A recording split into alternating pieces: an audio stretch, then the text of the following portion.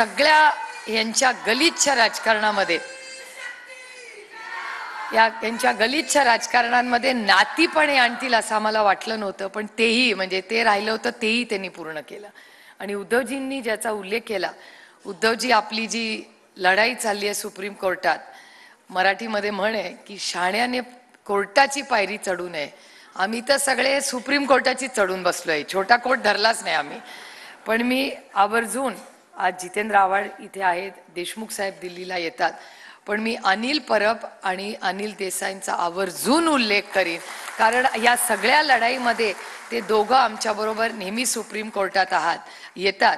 आता मला काही लोक कधीतरी ट्रेनमध्ये वगैरे भेटतात. मी परवा लातूरला जाताना त्या बाजूचे काही लोक भेटले होते आणि मला म्हणतात, कशाला लढता हो, आता झालं ना, तुमची तुतारी वाजली, मशालीला यश आलं, आता कशाला लढत बसता.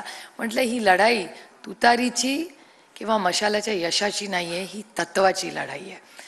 तुम्ही ज्या पद्धतीने म्हणजे उद्धवजींचा पक्ष नेला, उद्धवजीं हेच बाळासाहेब ठाकरेंचे उत्तराधिकारी आहेत, हे वंदनीय बाळासाहेबांनी हयात असतानाच आपल्याला सांगितलं होतं.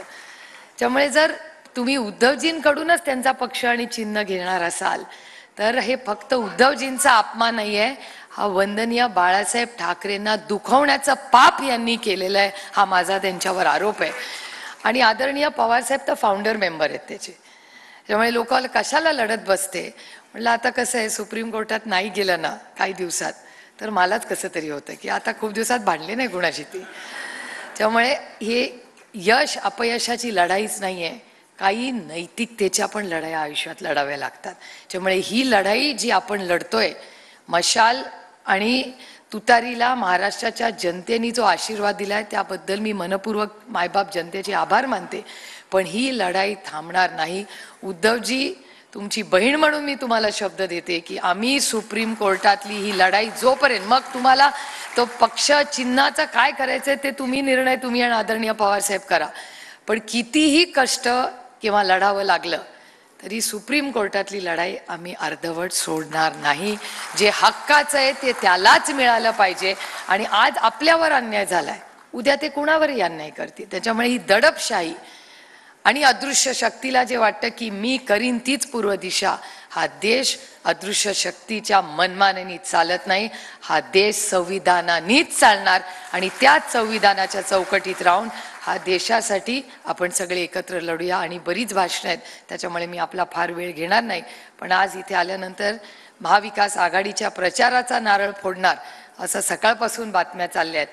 आणि जो मनाचा मोठेपणा, उद्धवजींचं मन किती मोठं आहे हे त्यांच्यावर काम करताना फार जवळून आम्ही पाहिलेलं आहे. आणि कोविडच्याही काळामध्ये एक मोठा भाऊ म्हणून त्यांनी जी साथ ही सगळ्यांना आपल्याला दिली, याबद्दल महाराष्ट्र हे ऋण मी म्हणणार नाही, पण हे जे प्रेमाचं खरं नातं आहे हे कधीच विसरणार नाही. काँग्रेस आणि राष्ट्रवादी काँग्रेस आम्ही अनेक वर्षे एकत्र काम केल्यामुळे ताटातलं वाटीत आणि वाटीतलं ताटात, त्यामुळे आम्ही सगळ्यांनी खूप चांगलं काम केलंय, पण एकत्र काम केलंय.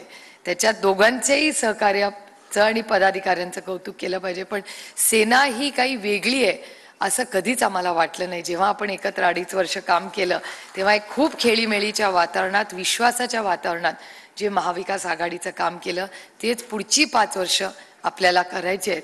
महाराष्ट्र आपली वाट बघतोय.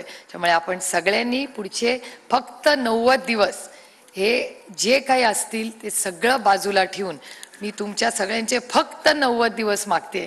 या 90 दिवसात कष्टांची पराकाष्ठा करू, पण महाराष्ट्रातला एक स्वाभिमानी, दिल्लीच्या समोर न झुकणारच सरकार ही आणण्याची नैतिक जबाबदारी आज आपल्यावर आहे. आज आपण आल्यानंतर आमचं सगळ्यांचं जे प्रेमाने स्वागत केलं याबद्दल मनपूर्वक आभार मानते. पुन्हा एकदा आम्हाला सगळ्या खासदारांना जी साथ तुम्ही लोकसभेत दिली याबद्दल तुमचे मनपूर्वक आभार मानून आपली रजा घेते. जय हिंद, जय महाराष्ट्र, जय आघाडी, रामकृष्ण हरी.